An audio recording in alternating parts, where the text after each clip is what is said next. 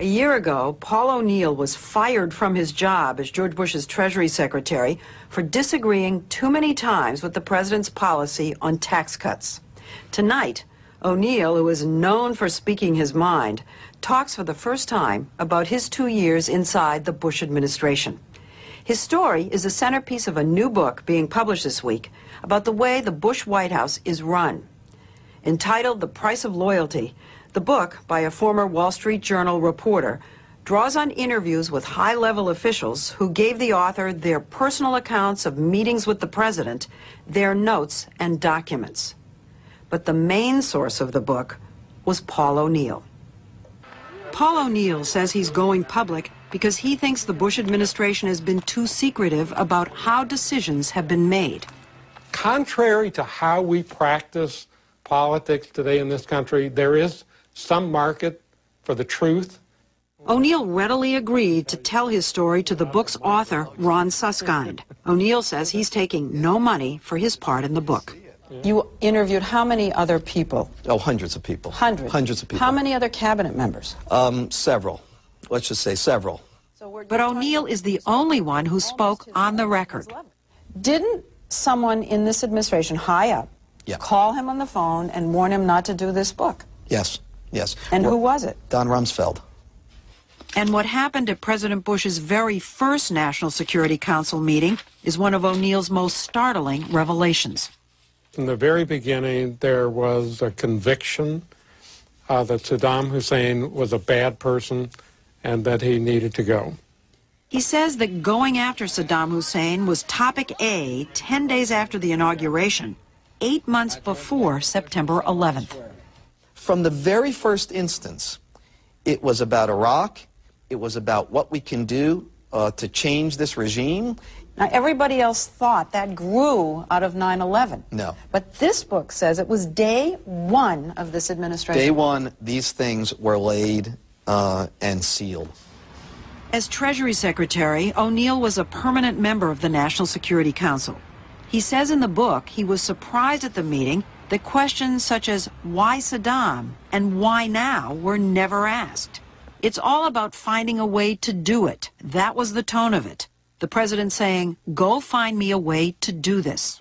For me, the notion of preemption, that the U.S. has the unilateral right to do whatever we decide to do, is a really huge leap. And that came up at this first meeting. It did. O'Neill told us the discussion of Iraq continued at the next National Security Council meeting 2 days later. He got briefing materials under this cover sheet. There are memos. One of them, marked secret, says, plan for post-Saddam Iraq. Nation building. Absolutely. So they discussed an occupation of Iraq. In January and February of 2001. Based on his interviews with O'Neill and several other officials at the meetings, Suskind writes that the planning envisioned peacekeeping troops, war crimes tribunals, and even divvying up Iraq's oil wealth. Suskind obtained this Pentagon document, dated March 5, 2001, entitled Foreign Suitors for Iraqi Oil Field Contracts. It includes a map of potential areas for exploration. It talks about contractors around the world from, 30, 40 countries, and which ones have what intentions or on oil in Iraq.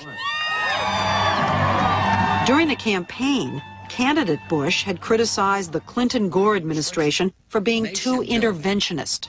If we don't stop extending our troops all around the world in nation-building missions, then we're going to have a serious problem coming down the road, and I'm going to prevent that. The president had just run a campaign about being humble and not engaging in nation building.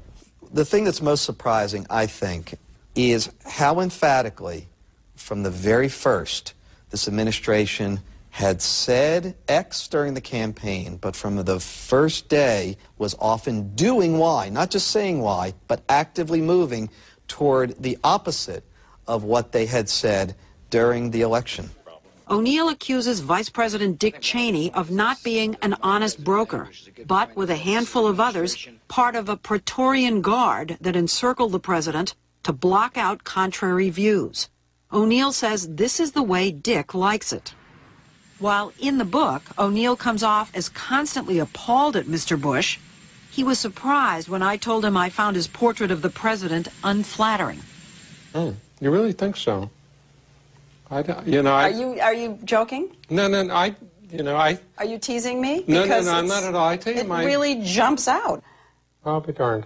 You're giving me the impression that you're just going to be stunned if they attack you for this book. And they're going to say, I predict, it's sour grapes. He's getting back because he was fired. I will be really disappointed if they react that way, because I think they'll be hard put. But are you prepared for it? Well, I don't think I need to be, because I can't imagine that I'm going to be attacked for telling the truth. Why would I be attacked for telling the truth? White House spokesman Scott McClellan was asked about the book on Friday and said, "The president is someone that leads and acts decisively on our biggest priorities, and that is exactly what he'll continue to do."